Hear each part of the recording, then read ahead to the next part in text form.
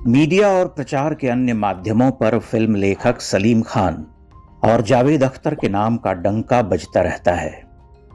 ढेरों कार्यक्रम और लेख मिल जाएंगे। ओटीटी पर उनके जीवन, संघर्ष, सफलताओं पर वेब सीरीज तक बन चुकी है।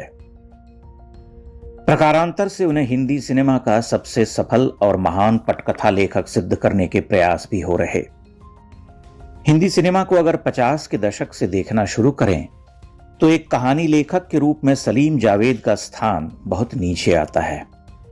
अगर व्यावसायिक सफलता ही केवल पैमाना नहीं है तो वे पुराने लेखकों के सामने कांतिहीन पड़ जाते हैं, और अगर व्यावसायिक सफलता भी एक पैमाना है तब भी उन्हें सबसे सफल नहीं कहा जा सकता। सलीम जावेद मूलतः 70 के आरंभ में चमके।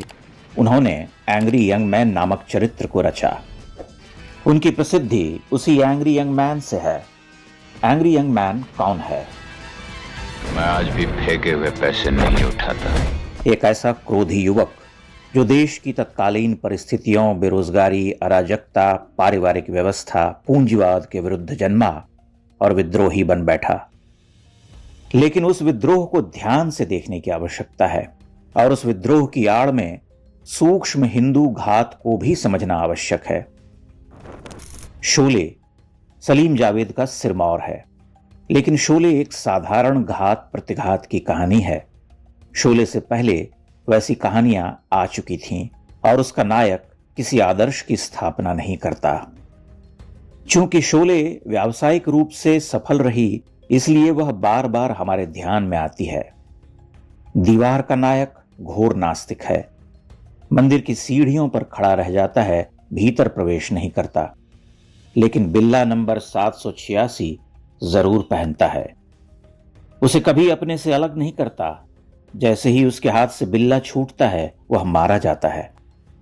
786 वाला बिल्ला उसका रक्षक है। फिल्म के एक दृश्य में वह भगवान के पास भी जाता है, लेकिन प्रार्थना करने से पहले उन्हें बुरी तरह डांटता, फटकारता है। आज खुश तो बहुत हो गए तुम। त्रिशूल का नायक अपने पिता से आकंठ घृणा करता है। पूरी फिल्म एक विद्रोही और नाहिलिस्ट पुत्र के प्रतिशोध पर आधारित है। उस प्रतिशोध के लिए वह किसी भी सीमा तक जाता है।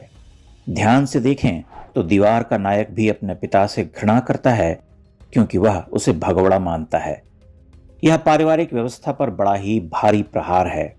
ऐसे विद्रोही नायकों ने भारतीय समाज की युवा पीढ़ी को क्रोधी, विद्रोही और परंपरा द्रोही बनाने में बड़ी भूमिका निभाई, और यह सब लेफ्टिस्ट आइडियोलॉजी के नाम पर किया जाता रहा, जिसमें व्यापारी और उद्योगपति शोषक होते हैं, पंडित ठग होते हैं, ठाकुर आतताई होते हैं, रहीम चाचा, करीम चाचा कमाल के इंसान होते हैं।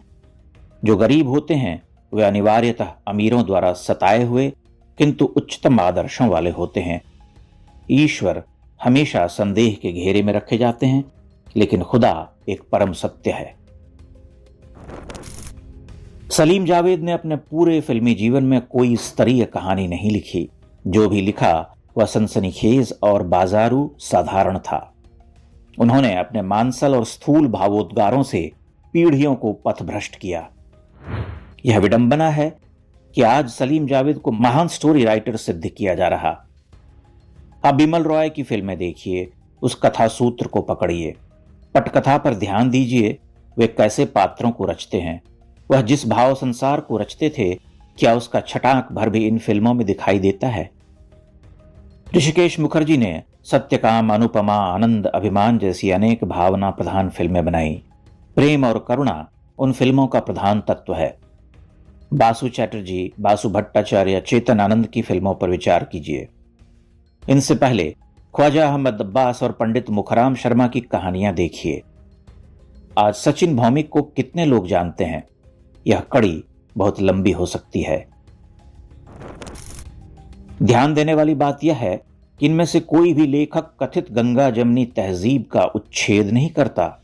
किसी कपोल कल्पित साझी संस्कृति में इन सभी लेखकों का विश्वास है, लेकिन वे रहीम चाचा और करीम चाचा जैसे अनावश्यक पात्रों का महामानवीय चेहरा घुसेड़ कर भावुकता का नाटक नहीं रचते।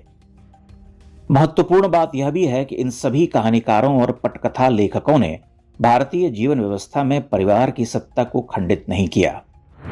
किसी ऐसे विद्रोही नायक को नहीं रचा जो अपनी सुविधा से नास्तिक और विश्वासी बनता है, अपनी सुविधा से बाप को गाली देता है, अपनी सुविधा से उसे माफ करता है, गले लगाता है।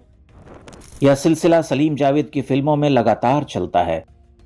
वो 80 के दशक में भी जब शक्ति फिल्म की कहानी लिखते हैं तब किसी विद्रोही पुत्र को ही खड़ा करते हैं जो अपने पिता से घृणा करता है। यह बात आज अधिक विचारणीय है कि मूल्य खोती हुई नई पीढ़ी के सामने, जिसके लिए परिवार, समाज और धर्म आदि दिनों दिन अपनी महत्ता खो रहे हैं, सलीम जावेद को महान सिद्ध करने की भला क्या आवश्यकता है। अगर हम हिंदी सिनेमा का गतावलोकन भी करते हैं तो प्रसिद्धि, पैसा और प्रभुत्व के शिखर पर बैठे इन दोनों पटकथा लेखकों को अब भला किस वस्तु की आवश्यकता है? क्या हमारा कोई दाय उनके लिए बनता है? अगर आज की युवा पीढ़ी को, जो कि पथभ्रष्ट हो रही, उसे फिल्मों के सहारे कुछ सिखाने की आवश्यकता है, तो वह आवश्यकता सलीम जावेद की कहानियों और उनके रचे हुए पात्रों से पूरी नहीं होगी। उसके लिए हमें कुछ अन्य बड़े नामों की ओर लौटना होगा जिन्हें समय अब भुला रहा है, भुला चुका है।